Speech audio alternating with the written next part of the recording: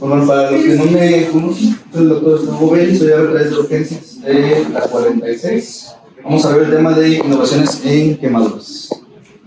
Bueno, les quería poner probablemente este escrito que encontré, que incluso viene ya referido desde la Biblia, en Levítico 13. Se menciona pues cómo está desde los inicios, cómo ya se hacen referencias históricas de pues el abordaje, cómo la humanidad desde pues tiempos inmemoriales ha intentado hacer el abordaje, innovaciones y tratando de investigar y pues obviamente de mejorar la atención en este tipo de pacientes. Aquí ya tomando idea.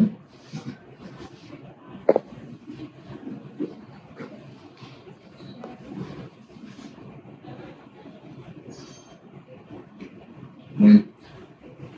Históricamente, pues bueno, el descubrimiento del fuego pues fue uno de los mayores descubrimientos de la humanidad. Desde tiempos inmemoriales, que tiene más de 1 millón de años desde que se descubrió el fuego, y a partir de este descubrimiento pues obviamente se empezaron a dar lesiones inherentes al uso del mismo, ¿no? De este tipo de material. Ya hay referencias, ya 3000 años después del descubrimiento del fuego, que se empiezan ya a documentar en pinturas rupestres pues la atención de este tipo de pacientes. Ya hacia 400 años más tarde, pues ya Hipócrates refería las primeras atenciones con colocación de grasa de cerdo en las heridas de los quemados, y asimismo, posterior a eso también ya empiezan a hacer referencia de los lavados de las heridas, ¿no? Para la atención y la mejora de este tipo de padecimiento. Por su parte, Imhotep pues ya empieza a utilizar otro tipo de tratamiento, utiliza ya hacia el año 1600 a.C. la miel de abeja para pues, tratar este tipo de padecimiento. Por su parte, Celsius, Galeno, ellos utilizan vino y mirra en las heridas, también utilizan vinagre, y ya ellos, pues obviamente cuando hay mejora en las heridas, pues ya la exposición al aire libre de la piel, ya lastimada. No es hasta el siglo XIX que ya empiezan a haber pues ya avances un poquito tecnológicos ya de mayor relevancia, cuando ya empieza a despegar la medicina en varios aspectos, y uno de ellos pues no deja de ser la atención en los pacientes quemados. Ya para este año pues las primeras accidentes en masa se empiezan a ver por parte de Dupuytren, pues empieza ya la clasificación por profundidad de las quemaduras, y también empieza a hacer referencia de complicaciones, entre ellas unas que ya son conocidas, que son referidas por Curlin N42, de las úlceras gástricas y las úlceras duodenales, No es hasta 1909 cuando ya hay varios accidentes. Se menciona que en Estados Unidos hay un hundimiento de 2 buques por explosión, y entonces es cuando ya se hace referencia de que la atención de los pacientes quemados pues no solamente están a cargo de un solo grupo de médicos, ¿no? Sino que ya toman relevancia la importancia de tener equipos multidisciplinarios que van a trabajar para la atención de estos pacientes, ¿no? Desde las de cirugía, el personal clínico médico, entre otros, ¿no? Personal de enfermería. Y no ya es hasta más adelante, posterior al 1940, donde Fortunato Venal, que ya hemos escuchado el nombre por las clasificaciones que hemos tenido, o sea, las clases previas, que empieza a tener ya el despegue más importante de relevancia para la atención, ¿no? De primera instancia, pues él es recién egresado, empiezan a haber accidentes, hay un incendio en masa que deja más de 300 quemados, empieza ya la atención propiamente de este tipo de pacientes.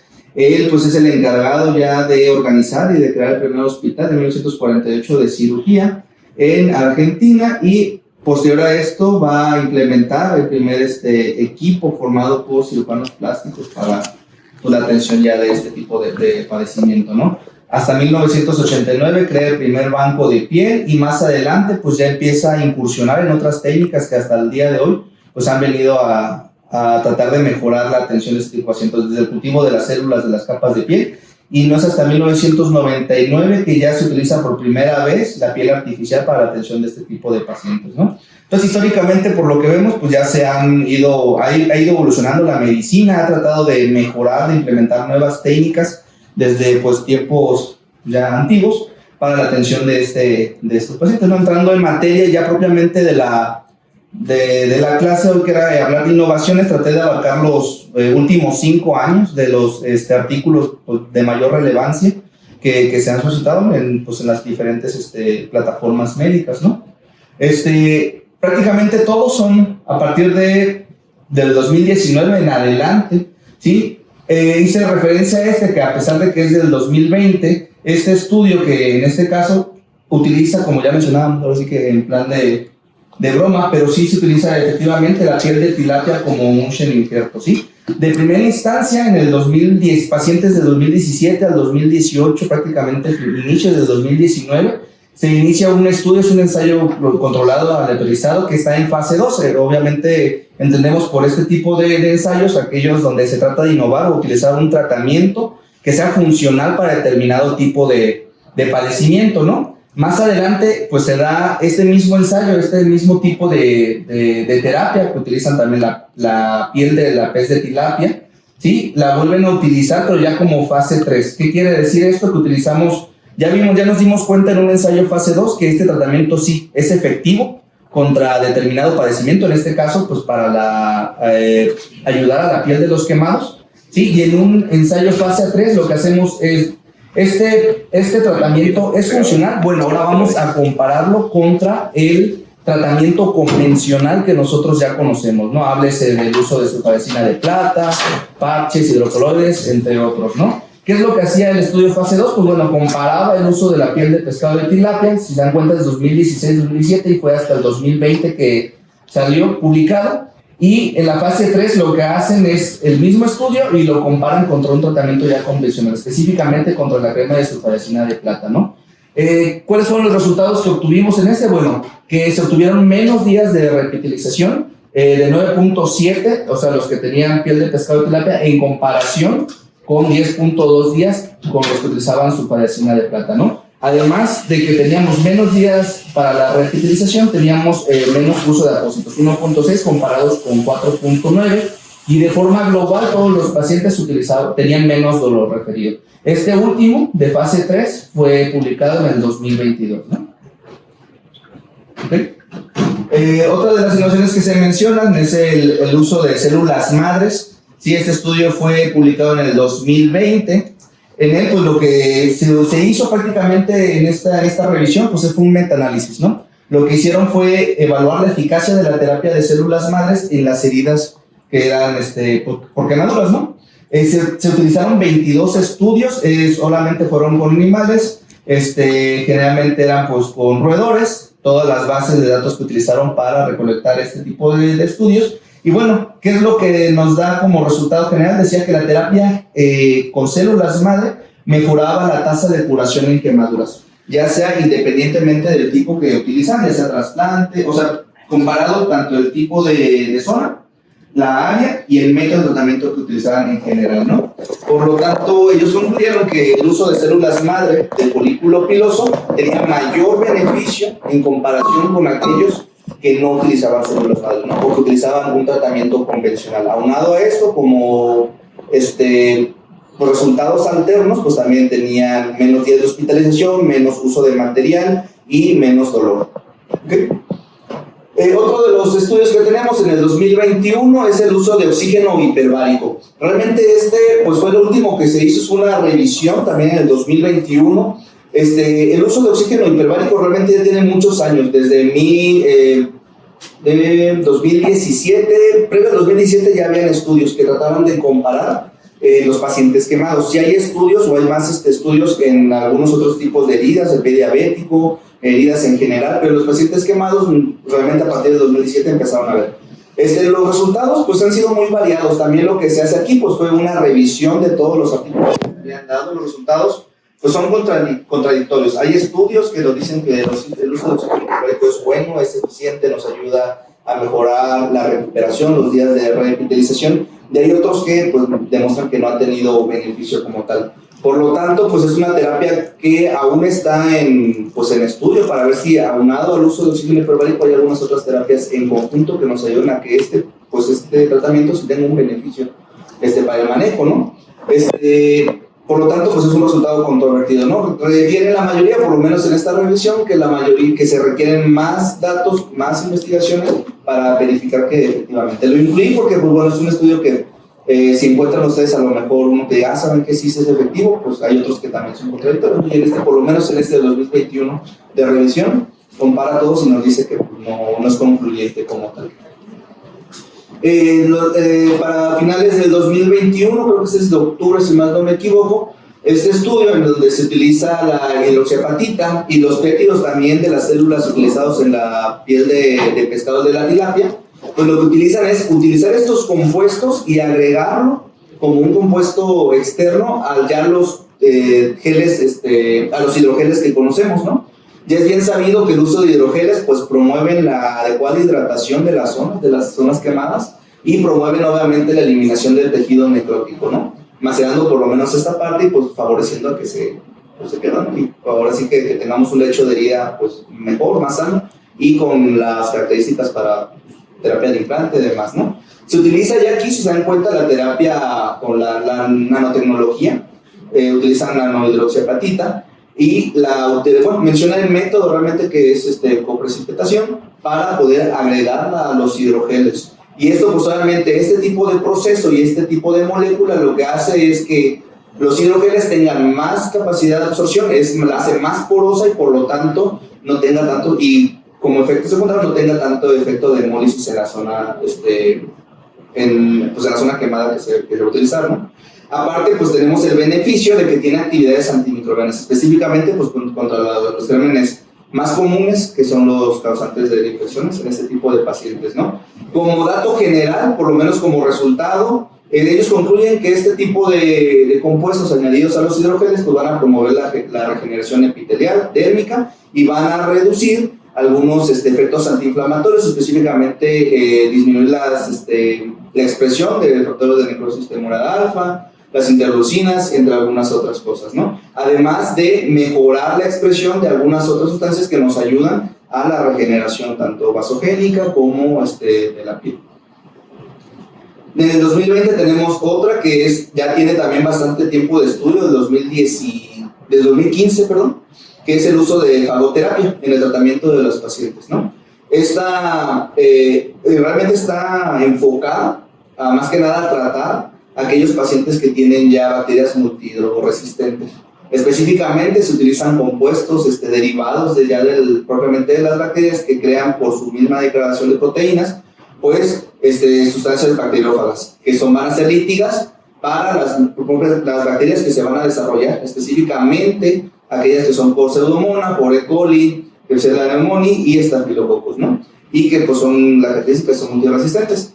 Dicen, por lo menos en este apartado, que sí hay aspectos específicos muy críticos que sí deben de ser considerados por lo menos por el grupo de médicos cirujanos encargados de la colocación de injertos y de la curación, que pues deben de tener o de cumplir características específicas a estos pacientes, por lo menos para que sean candidatos a este tipo de tratamiento, porque de lo contrario pues obviamente no van a mejorar, ¿no? Y lejos de tener un efecto beneficioso pues van a ser deleterios para el manejo de los pacientes, ¿no? Como les comento, desde 2015, desde mucho antes, están los estudios, ya prácticamente el reflejo es a finales, desde mediados finales del 2022, como mostraba en el anterior, y se han hecho bastantes pues investigaciones y resúmenes respecto a este tipo de tratamientos, ¿no? Otras terapias que en 2021 también el uso de la nanotecnología ya pues realmente está haciendo un despegue importante en todas las terapéuticas, no tan solo en quemados. En este estudio también, que fue un estudio controlado, aleatorizado, se utilizaron 106 pacientes en los cuales se utiliza la crema convencional, la sulfadiazina de plata en crema, y se utiliza la nanotecnología con plata, ¿no? En menciona que sí hubo una eficacia significativa, que la tasa de curación de las heridas fue más rápido, fue mejor, y que el tiempo de la desaparición de la pigmentación que se da posterior a la quemada y a la recuperación pues también disminuyó y se vio con mejoras, ¿no? Esto pues para fines, por lo menos último, para fines estéticos, fines psicológicos. En niños, por cuestiones ya que obviamente inherentes, ¿no?, a la propia al estado emocional del paciente, pues también tienen gran impacto, ¿no? También pues se vieron los factores proinflamatorios, si se dan cuenta, las interleucinas pues también se redujeron, así como el cultivo de bacterias, ¿no? Entonces, pues por lo menos en algunos otros lugares donde sí tienen este tipo de terapia, pues es bastante efectiva, y no dudo que en algunos años pues ya tengamos acceso, ¿no? Si no por lo menos en un medio institucional, al menos los que tengan oportunidad en medio privado, pues a lo mejor sí. Ya para finales del 2022, este es de octubre, el uso que ya también es bastante conocido, de hecho en algunas de las indicaciones de la alimentación, cuando tienen interconsultas con nutrición, ya se añade el uso de la glutamina. En los estudios iniciales, la glutamina tenía también resultados muy disparejos, en algunos sí se veía mejor, en algunos no. Sin embargo, pues ya es un artículo también de revisión. Aquí específicamente en este artículo que menciona el uso de glutamina para favorecer la presencia de los macrófagos tipo M2, ¿no? Que en este caso lo que hacen es impulsar una respuesta antiinflamatoria, y lo van a comparar específicamente contra aquellos pacientes que van a tener sepsis, ¿no? Entonces, como tal, el resultado pues fue que la glutamina sí promovió la polarización, o sea, la reproducción y el uso, bueno, la acción de este tipo de macrófagos, y por lo menos hasta ahorita solamente ha sido estudiado en modelos murinos, que son, pues se les induce una quemadura como tal, se induce un proceso infeccioso y posterior a eso se añade glutamina a la alimentación. Entonces, la suplementación con glutamina sí se ha relacionado con menor mortalidad y morbilidad. Luego, entonces, pues, también es uno de los estudios también, por lo menos en sepsis, que ha tenido bastante impacto y que sí está bastante corroborado. Hay bastantes estudios, pues, lo utilicé porque pues, era de los más recientes, incluyendo los últimos 5 años, ¿no? Como les mencionaba. Otro también del 2022, este es uno de revisión. Y bueno, para también finales, ya este es de noviembre, diciembre de 2022, el uso de células que van a favorecer toda la estroma mesenquimal, ¿no? O sea, favorecer el crecimiento o la revitalización de forma más rápida, ¿no? Se comparaba el potencial regenerativo que tiene este tipo de células para favorecer el crecimiento, el desarrollo de factores de crecimiento, dentro de ellos fibroblastos, factores de crecimiento de endotelio, citocinas inflamatorias, ¿sale? Y la presencia también de algunas otras proteínas que van a estar en la matriz celular que nos van a promover la regeneración epitelial, ¿no? Aquí, como fue un estudio de revisión, se incluyeron 81 estudios. Los estudios, algunos difirieron, que era lo que por lo menos en el resumen decía, bueno, ¿saben qué? Es que muchos tienen un tipo de diseño diferente, entonces pues realmente el análisis, aunque pues es bastante beneficioso, sí está como que tendría que reevaluarse nuevamente, ¿no? Aquí pues el detalle es que no todos tenían el mismo tipo de diseño, no todos tenían el mismo tipo de quemadura y no todos se obtuvieron de la misma zona de las células madres, entonces pues era lo que tenía como discrepancia, ¿no? Por lo menos no se obtuvieron efectos secundarios importantes en el uso de este tipo de terapia, y sí se vio que por lo menos en todos los tipos de quemaduras sí redujo el tiempo de depuración de la misma, ¿no? O sea, cual sea el tipo. Entonces, debido a la heterogeneidad de la evidencia, pues la terapia sí requiere, por lo menos métodos experimentales un poquito más, pues con más detalle, con más cuidado, para poder determinar que efectivamente este tipo de terapia pues ya puede ser utilizada ampliamente, ¿no? Esta también del 2022, esta es un poquito antes de mayo. En este caso, ya se había mencionado, ya se conoce, se utiliza una matriz biodegradable, que es el Novosol. Se coloca en las heridas de espesor parcial profundo, y lo que utilizan es que en este estudio se comparaba, si se dan cuenta, desde el 2015 se está utilizando esta terapia hasta el 2018, por lo menos los datos recolectados. Como ya les mencioné, pues es una matriz biodegradable temporal que se coloca en las heridas, heridas por quemadura de espesor parcial profundo. Y los que sí fueron sometidos al Novosol, que de hecho pues es un parche como los que utilizamos hoy, que se ponen, se coloca en la herida. Los que sí fueron sometidos a este tipo de terapia, sí tuvo una media de recuperación, de mejoría en la zona para colocar injertos, y sí hubo porcentaje que demuestra la eficacia de este tipo de tratamiento. Ya tiene tiempo que se utilizó, y no es hasta el 2021, pues ya salió el estudio. Ya, pues prácticamente el último año, hay algunos estudios que pues no tuve oportunidad realmente de descargarlos todos, más que los abstract prácticamente. desde diciembre del 2022 en la revista de quemados, pues ya se empiezan a hacer metaanálisis, empiezan a hacer análisis, estudios ¿cómo se llama? Experimentales. En este caso utilizan cultivos halogénicos de queratinocitos y fibroblastos en ¿cómo se llama? Que son extraídos de muestras murinas, por decirlo. Y si se dan cuenta, desde el 2011, o sea, hay un estudio, un ensayo clínico, 2011 se compara desde el 2016, ¿sí? Para las quemaduras de espesor parcial profundas, ¿no? Aparentemente ya hay terapias donde se ha tenido buenos resultados. No, realmente no vi otros. Aquí comparaban estos dos que utilizaba este tipo de material y pues bueno, muy probablemente también sea un tratamiento prometedor para un futuro. También a finales del 2022 el uso de cociente de lactato albúmina, en este caso pues son de cierta forma comparado, como veíamos ayer, algunos otros biomarcadores, pues son de mayor disponibilidad, por lo menos en centros de segundo o tercer nivel, el lactato y pues albúmina, comparado con algunos otros que son un poquito más caros, que a lo mejor no tienen tanta disponibilidad, pero se empieza a utilizar ya la comparar, obviamente, para ver si predice la mortalidad de los pacientes quemados. Sí, el resultado en sí dice que es contradictorio, pero están en revisión. Había uno previo que sí dice que no tiene como tal efecto alguno, que por separado pues tienen buena relación, o sea, podemos utilizar uno y otro independientemente, y pues sí nos dan un buen parámetro para evaluar la mortalidad, pero que en conjunto pues todavía los resultados no son concluyentes. Ya son ahorita de 2023, el uso tampoco tuve la oportunidad, por lo menos no de descargarlo, porque parece que apenas está como que en desarrollo, el uso de la hidroxicloroquina para reparar el daño, ¿no? Utilizan vías de señalización específica, ¿sale? De macrófagos, ¿sale? De señalización celulares para favorecer la repitalización, y pues aparentemente también tienen un buen efecto prometedor. También de 2023 el efecto de la fracción de estromada vascular, en la cual también pues está en estudio, de hecho ni siquiera están los ARPS sanguinales, simplemente está como en desarrollo, de febrero prácticamente. Ahorita 2020, muy probablemente no tarde ya está en plataformas, por lo menos el ARPS. También de febrero de 2023, el uso de nanopartículas nuevamente, ya habíamos visto que tiene algunos resultados pues buenos, favorables.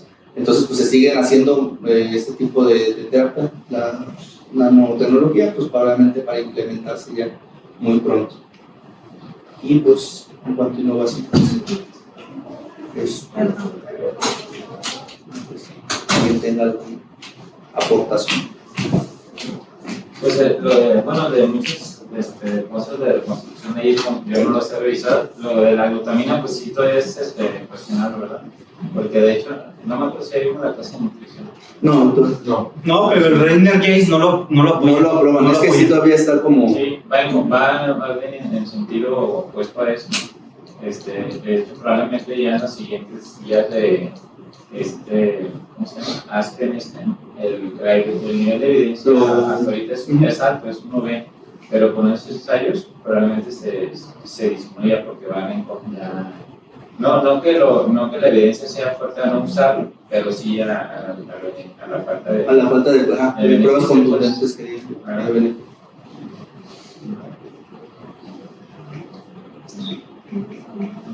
Pues, así.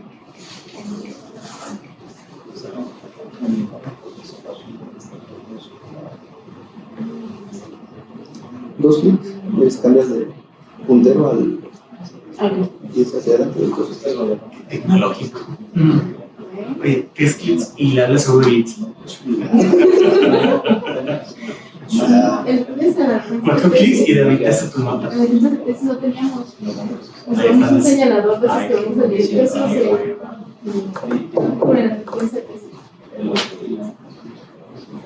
¿Es la buena o no la buena? Oye, como la tesis, ¿no? Final. Final está así.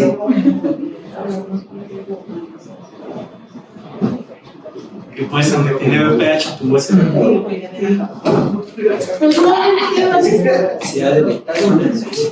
Yo nunca he metido un USB aquí. No vaya a ser.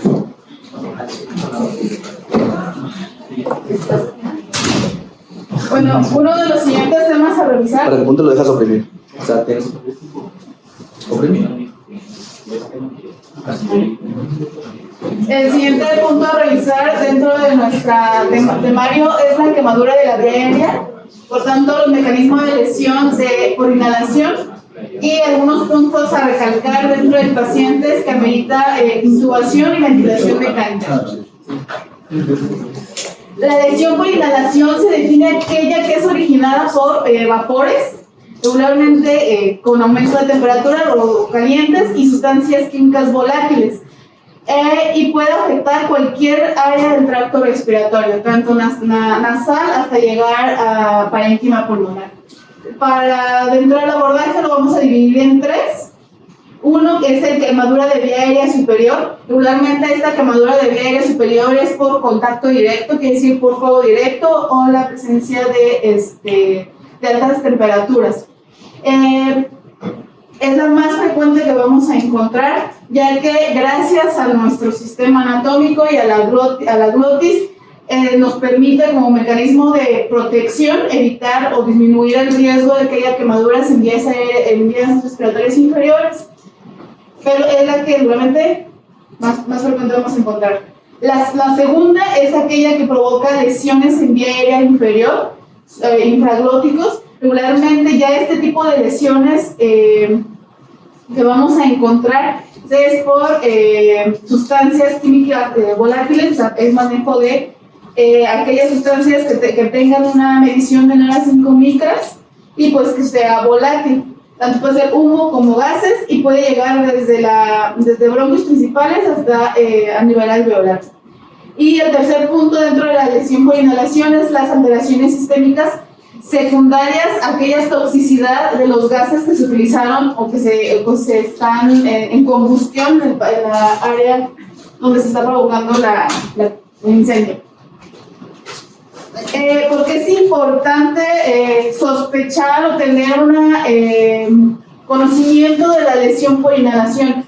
En pacientes con quemaduras, con simples quemaduras de superficie corporal, la mortalidad en los últimos años ha disminuido. Incluso hay reportes de que incluso teniendo una superficie corporal quemada entre el 60 y 70%, la mortalidad en los últimos años se reporta entre 10 y 15%, incluso menos en otros centros de quemados. Pero si hay una quemadura de vía aérea, la mortalidad aumenta. Hay estudios en centros de quemados pediátricos donde comentaban que aumenta hasta 4 veces más la mortalidad en un paciente a pesar de que tenga la misma extensión, que tenga lesión en vía aérea.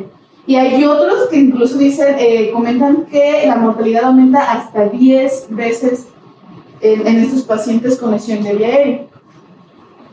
Como primer punto, la lesión por inhalación.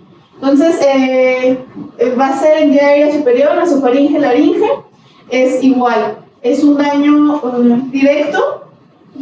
El daño directo, va a provocar que haya una respuesta proinflamatoria. Esta respuesta la vamos a encontrar incluso dentro de los primeros 15 minutos provocada la lesión.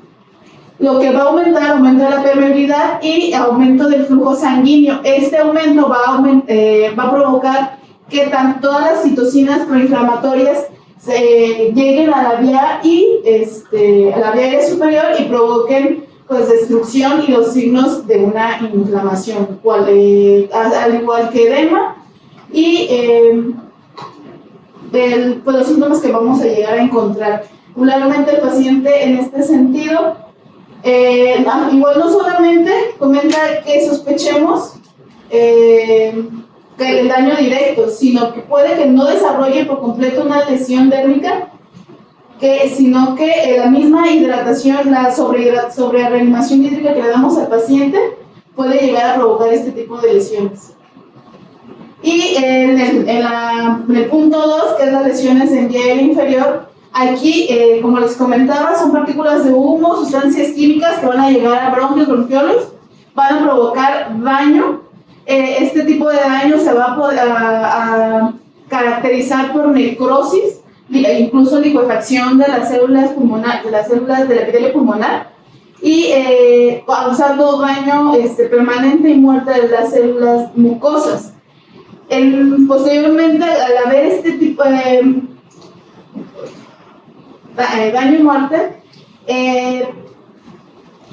su mecanismo de producción es que va a aumentar va a haber un aumento de las células proinflamatorias, pero el tipo de marca que va a dar son fibroblastos. Va a provocar que haya, incluso se recuerda que en las primeras horas, dentro de las primeras 4 horas, se provoquen capas de fibrina a nivel pulmonar, que esta es la mayor importancia, porque aquí es donde nosotros como médicos vamos a tratar, que son las capas de fibrina las que van a provocar el mayor daño pulmonar y que aumenten regularmente la mortalidad del paciente. Y este tipo de, tanto como toda la necrosis que se provoca, toda la muerte celular que vamos a encontrar, va a haber, y las capas de fibrina que se van a estar produciendo por la lesión en las alteraciones sistémicas provocadas por las sustancias tóxicas, las más frecuentes, hay más de, dependiendo de la literatura, más de 20 a 30 sustancias que pueden llegar a provocar lesiones en vía aérea inferior, pero las más comunes que vamos a encontrar es la intoxicación por dióxido de carbono y el de cianuro.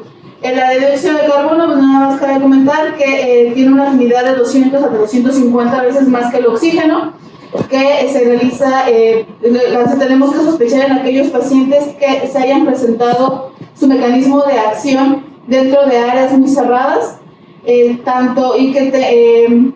con mayor factor en aquellos pacientes pediátricos o adultos mayores. Y los síntomas regularmente se van a presentar cuando empiecen dentro de del 10 al 20% de carboxiemoglobina que vamos a llegar a presentar. Y el cianuro, que es el producto pues, regularmente de sustancias de nitrógeno, comentaban dentro de la literatura alfombras o sustancias con celulosa, y aquí es donde vamos a encontrar, va a provocar una acidosis metabólica severa, va también a afectar el sistema respiratorio, y como tratamiento tenemos la hidroxicobalamina.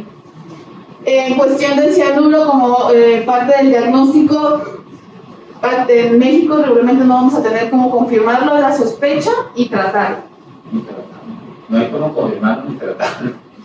Es que, bueno, pasa. Pues como medidas de soporte nada más lo que daban. Y si sospechabas, o sea, si era muy alta tu sospecha de que fuera una intoxicación por cianuro, comentaba que la hidroxicobalamina era lo que podíamos ofrecerle al paciente. Es que la cianocobalamina viene en un kit, cianokit de 5 gramos el día, pero no hay. Bueno, entonces no hay nada, no le hagan caso. Lo mejor es como el señor de Aguascalientes, que no se haya quemado. O sea, que le hagas una broma, pues se descarga, porque si no, no va a fallecer. Y la cianocobalamina que hay disponible viene en miligramos, ocupas como más en ámpulas. Salud. Si lo sobrehidratamos con solución salina, que no lo hagamos con hidroxicobalamina. Dentro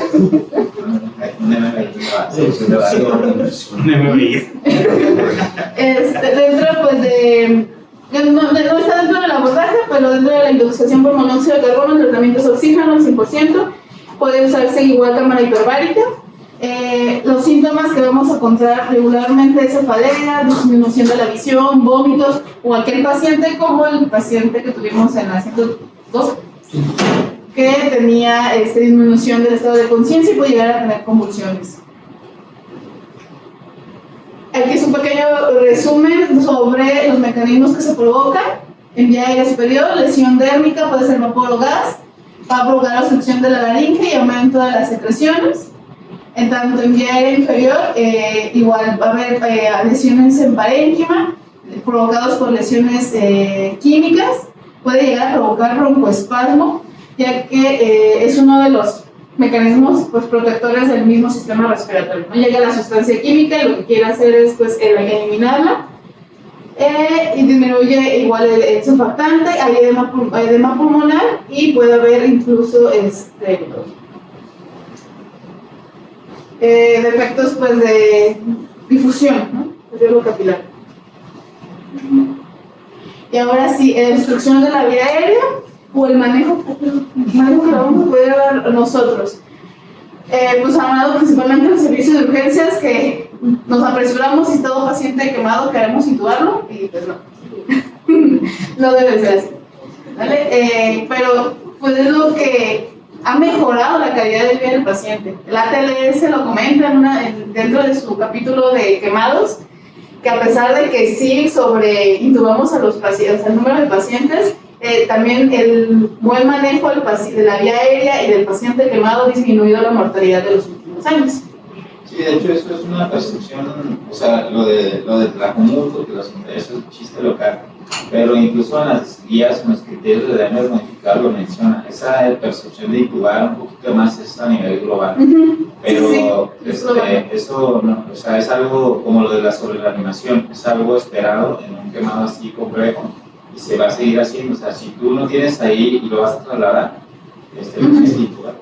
Y si el edema se resuelve, se autolimita en 48 horas, que sería el caso de la vía superior, pues qué bueno que lo estuve, felicidades y ya, ¿no?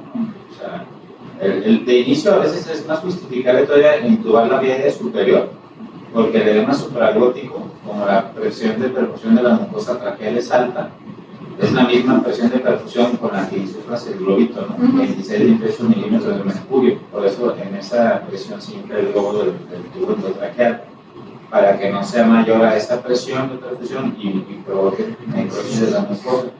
Entonces es una presión de perfusión alta y el edema, como dijiste, la lesión superior es térmica. Y por eso se asocia mucho a cara y cuello quemados cuando hay quemadura cutánea.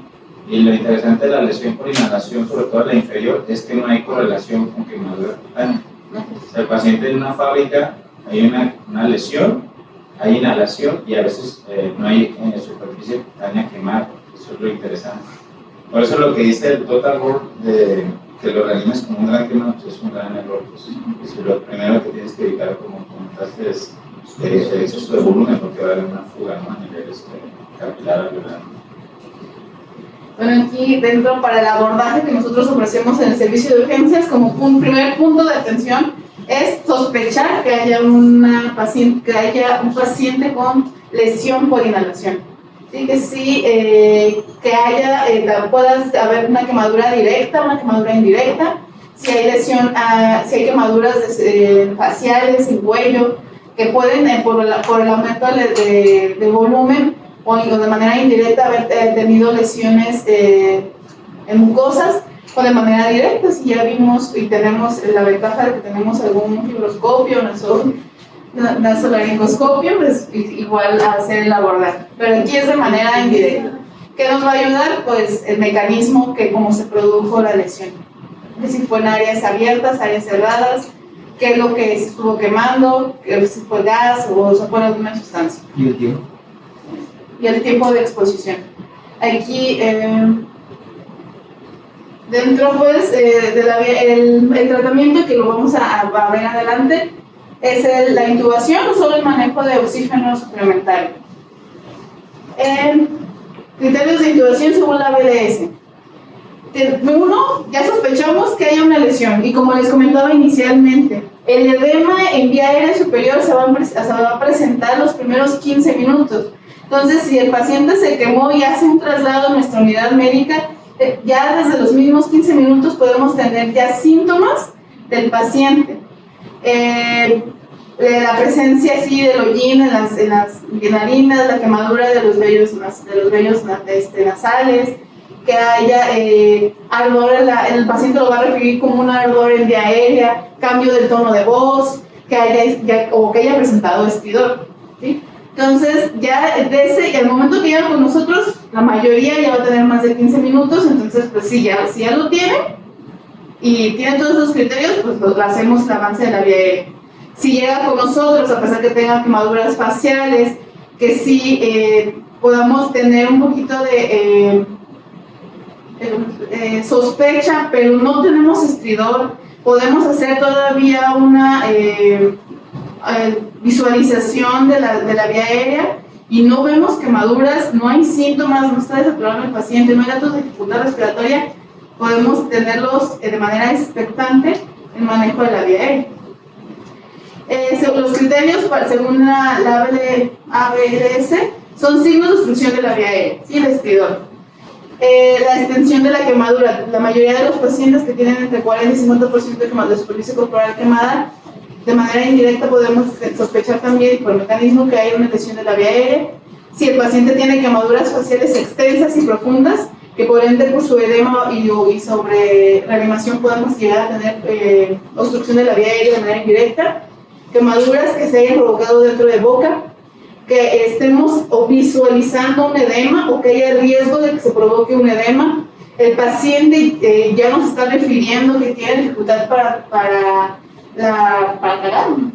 Que haya signos de compromiso respiratorio, que ya presente polignia, que esté con datos de dificultad respiratoria, o el simple hecho que el paciente tenga alguna alteración del estado de conciencia, igualmente ya es poroso estado de conciencia. Y como punto también, como comentaba el doctor, si tenemos la sospecha de que es un gran quemado y vamos a hacer algún traslado de una unidad a otro, pues incluso, y que durante este traslado no se encuentre con alguna, si hacemos una laringoscopía y observamos edema, lo vamos a intubar. Si hay traumatismo de la vía aérea superior, si el paciente tiene hipoxia, o como puntos también de disminución de la conciencia, disminución del nivel de conciencia, que haya inestabilidad hemodinámica o que haya cabello facial quemado. Y como le comentaba, todo lo expectante podemos pues darle un poquito más de tiempo, pero no es de que o como los servicios de urgencias, que lo dejamos, lo vemos y después de 4 o 5 horas lo volvemos a ver y ya está todo con dificultad respiratoria. No, o sea, es un paciente, si es gran quemado, es vigilancia estrecha del mismo paciente para avanzar la vía, porque a veces, si ya tiene estidor y con nosotros no tiene estidor, pues el tiempo para ellos es muy importante. Y en cuestión de la ventilación mecánica, tampoco no que le intubemos y que le coloquemos un ventilador vamos a salvar la vida del paciente. Es un paciente quemado que va a tener disminución del volumen intravascular y por ende, si nosotros aumentamos la presión a nivel intratorácico, vamos a disminuir el retorno venoso y vamos a disminuir el gasto cardíaco. Y aún así va a ser un círculo vicioso donde va a haber disminución de presiones y vamos a inestabilizar el paciente. Tanto así que se ha publicado este es un artículo de 2004 en donde refiere que un paciente con ventilación mecánica tiene mayor riesgo de fallecer que un paciente, este estudio es paciente de superficie corporal quemada y similar, en donde a uno estaban intubados y a los otros se lo manejó nada más con oxígeno suplementario o no ventilación, y se concluyó que la ventilación mecánica causa mayor muerte, mayor índice de mortalidad del paciente que la simple hecho de no ventilar, porque hay mayor mortalidad a pesar de todos los riesgos que conlleva. Que también este estudio reveló que si nosotros lo ventilamos, aumentamos los requerimientos de líquidos. Por lo que les había comentado, que disminuimos el gasto cardíaco, aumentamos el retorno venoso, y a pesar de que no lo requiera, pero para mejorar los datos clínicos tenemos que darle más fluidos y damos más datos de sobrecarga y aumentamos más la mortalidad. Como les comentaba, pues actualmente y la tendencia como lo marca el ventilation creep, que es la tendencia en los últimos años de intubar de manera precoz a todo paciente con sospecha de inhalación sin llegar a ocuparlo, y que ese es el riesgo, pues que podemos aumentar la mortalidad del paciente sin necesidad de que llegue a fallecer. ¿Qué método podemos usar como ventilación mecánica? Son bastantes dilemas entre alguna otra literatura. La mayoría comenta, mientras tu paciente tenga todos los parámetros dentro de protección pulmonar, no ocupamos que sea por presión, ocupamos que sea por volumen, no nos da una recomendación en específico. Si tú sabes manejar tu ventilador, el que mejor manejas y mientras llegues a las metas de protección pulmonar del paciente, es con el que les vamos a favorecer. Sin embargo, si hay un punto en paciente con lesión inhalatoria, se recomienda que haya una ventilación de alta frecuencia oscilatoria, ya que este paciente que va a tener aumento de la frecuencia respiratoria va a disminuir el volumen vital y vamos a disminuir la presión de expiración, o sea, PIB, y va a reducir el riesgo de complicaciones por la ventilación mecánica.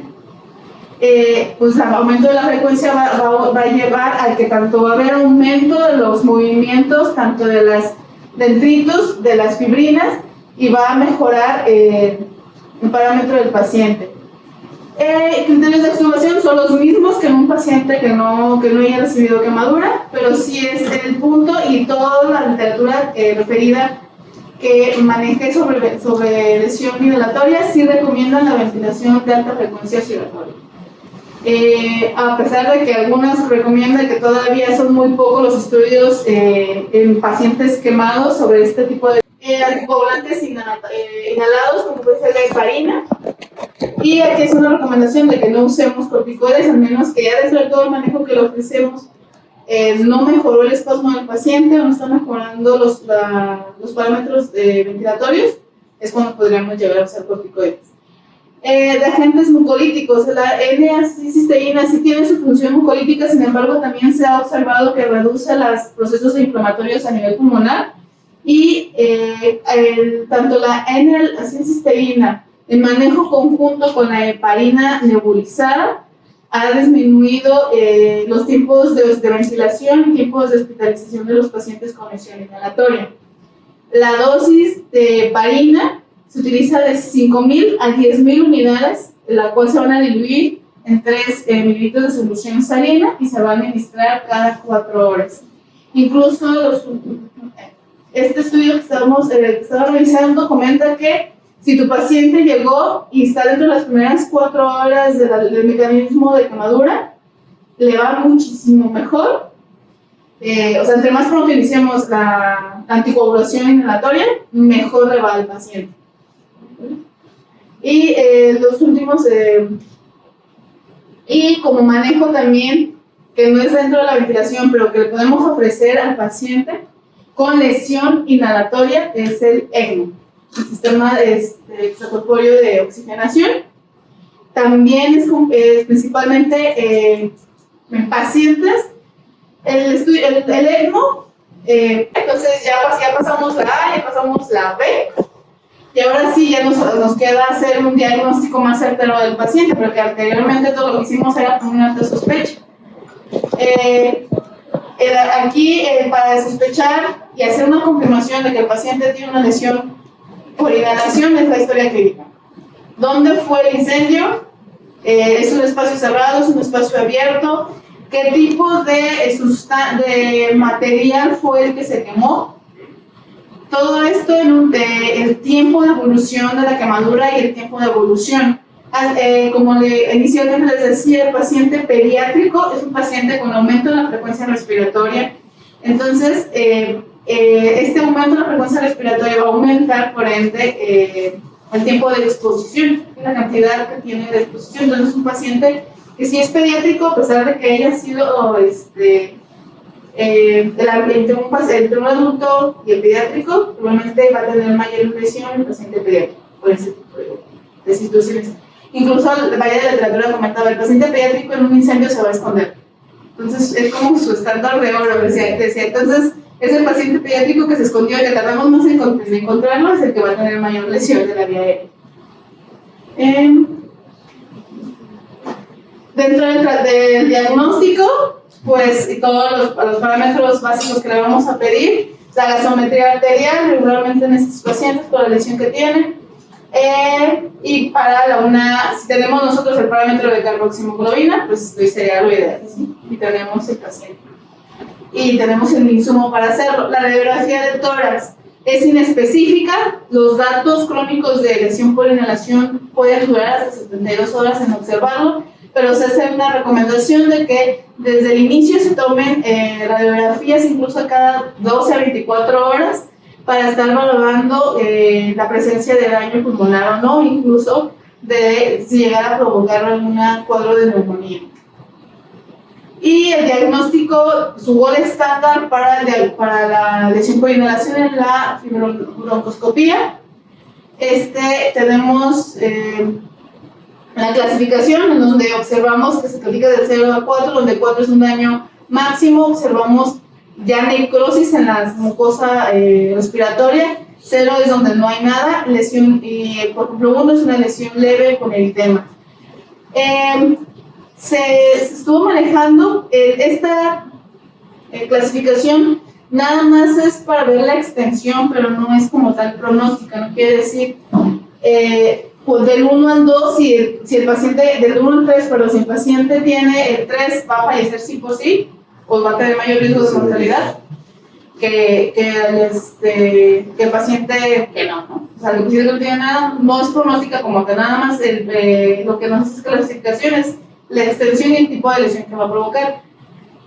Últimamente se ha tratado de que tanto el 3 como en las nuevas clasificaciones juntan el 3 y el 4 como un solo punto, y es cuando, ahora sí, nos refiere a la literatura que es pronóstica. Si tiene 3 o 4 es la mayor mortalidad. No encontré como tal, busqué varios artículos, no le encontré, nada más hace referencia que el autor y que lo clasifica ya en 3 y que este es el que mayor probabilidad tiene un pronóstico para el paciente con quemadura. Lo ideal es la broncoescopía, pero también tendríamos que tener nosotros una nasofaringoscopía, que este es el que tendremos que tener en urgencias, además de la laringoscopía directa, para valorar si el paciente tiene una quemadura de vía aérea superior, que es el que nosotros podemos influenciar en este. Es el que ha tenido mayor auge últimamente, esta nasolaringoscopía, que si observamos edema desde la mucosa nasal, tenemos que tener una alta sospecha de que es una quemadura por inhalación, y ahí sería un punto para poder avanzar la vía aérea. Pero pues no tenemos ninguna ni otra, entonces es totalmente clínico. Y aquí es una pequeña algoritmo en donde igual el paciente lo intubamos, revaloramos que si haya tenido todos esos criterios, hacemos una laringoscopía directa, hay lesión o no.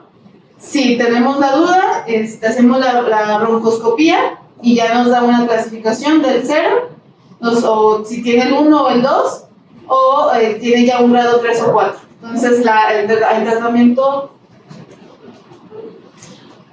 que le vamos a poder ofrecer si el paciente tiene una ausencia de restos, o sea, no hay nada, no hay lesión, o hay un eritema muy leve, lo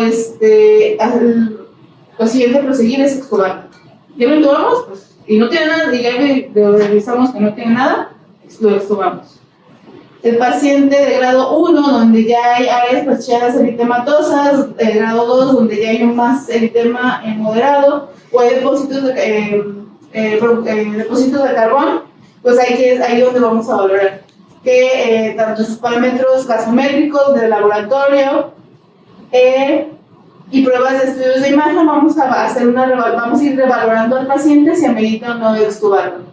Y el paciente grado 3 o 4 y que donde ya hay necrosis, donde ya hay abundante inflamación severa, pues donde le vamos a ofrecer mejor el tratamiento con todo lo que había comentado, fibrinolítico, broncodilatadores, y pues vamos a esperar su evolución, ¿vale?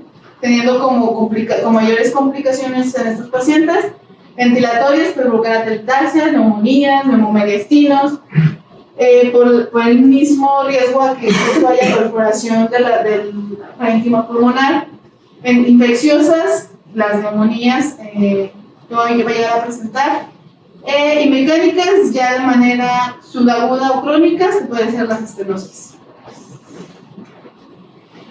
Y como comentaba, es una revisión de caso, pero así hacen una revisión de literatura de los pacientes con lesión por inhalación, en donde la recomendación, ya después de que leí todo el artículo,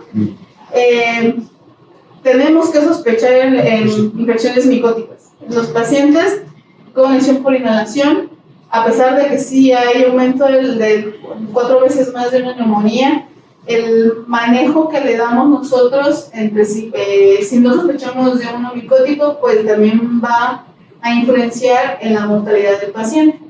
Entonces, hay a mayor riesgo de infecciones micóticas en estos tipos de pacientes por lesión por inhalación, sí, porque es un paciente con disminución de la función ciliar, hay necrosis, hay disminución de la vascularidad, entonces son pacientes propensos a desarrollar infecciones micóticas. Y aquí el punto y la conclusión del artículo fue: sospechemos que hay fuera de las bacterianas hay infecciones micóticas, busquémoslas y tratemos a los pacientes. Y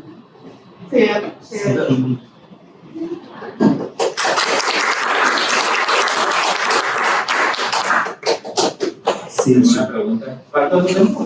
No, ya es todo. Comentarios. Yo nomás no profundizar en el tema, pero de la que sé de las quemaduras de los pacientes, la ventilación mecánica con pacientes con quemaduras que también pueden hacer, pues un paciente con una caja torácica restrictiva, pues. También es importante, pues el paciente si tiene ya datos de disminución de la restricción, pues hacer las escarotomías, son las recomendaciones que nosotros. Pero sí, pero en cuestión de la ventilación es lo mismo, le vamos a ofrecer lo mismo a uno que a otro, nada más que sí, en este paciente sin quemaduras torácicas y es candidato a escarotomía, la escarotomía para disminuir. Pero Sí, lo de la ventilación, lo de la frecuencia alta oscilatoria, pues no está vigente. De hecho, eso se usa en pandemias, cuando ha habido neumonías atípicas, el SARS, todo eso, y las unidades que tienen ventilación oscilatoria y todo eso, son menos del 10% a nivel mundial. Si ustedes van a unidades institucionales, privadas, casi nadie tiene eso, si acaso en los centros, en los UCIs pediátricos. Pero el manejo de ventilación es el mismo, pues, porque todas las lesiones se fijan en la radiografía, porque incluso hay unos reportes donde se recomienda una tomografía para medir el grosor del bronquio principal derecho y asociarlo a la quemadura por inhalación, pero todo es hacia la lesión secundaria, pues, como es el índice de Murra y todo eso, cuántos cuadrantes están afectados, pero todo es la consolidación, antefictación, o sea, es secundario, ¿no? Y la única forma de medir y evaluar la lesión infralógica pues es la restrictiva. Y si la lesión es 3 o 4, el paciente va a fallecer. O sea, va a ser hipoxemia refractaria con o sin quemadura a nivel cutáneo, que por eso como es un gran quemado, o sea, una lesión por inhalación puede ser una reanimación difícil, pero no es un gran quemado, no está quemado de la piel. O sea, si se fijan en todo el tratamiento, nunca mencionamos ninguna fórmula, porque no aplica. Y eso a veces lo complejo ahí de algunos textos, como el Total Burn, que es el libro de cabecera de quemados, pero lo escribe un cirujano plástico. Entonces ahí dice que lo reanimes de 5 hasta 7 mililitros por kilo, me parece, por superficie corporal.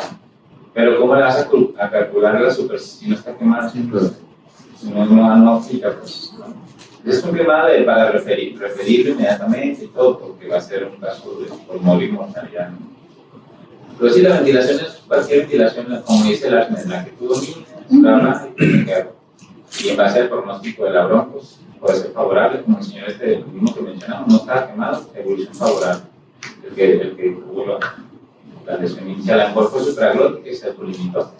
Lo interesante ahí sí es que si el contexto es alto, si el lugar fue cerrado, o como decía, si el humo que se liberó fue de materiales de plástico, madera, altamente probable que haya o lesión por monóxido de carbono, que aunque lo midas ya va a estar normal, porque ya el paciente con la oxigenoterapia lo depuró, ¿no? Pero la lesión por inhalación, si cualquiera de los puede tener repercusión neurológica, ¿no? ¿Por qué? Porque si el paciente hizo intoxicación por cualquiera de los, hace edema cerebral.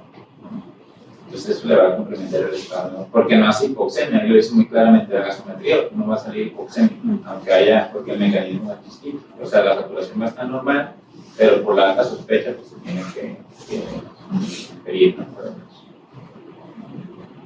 Incluso comenté en las complicaciones crónicas del paciente intoxicado por monóxido, también se está estudiando el oxígeno hiperbárico para disminuir la encefalopatía secundaria de intoxicación por monóxido. Sí, puede ser un paciente o muy estable o con un traslado muy bien programado, porque para llevar la cámara hiperbárica, pues, tienes que llevarlo al centro de la cámara hiperbárica, que normalmente son centros que están más en áreas donde hay lesiones por inmersión, ¿no? Por buceo, ¿verdad?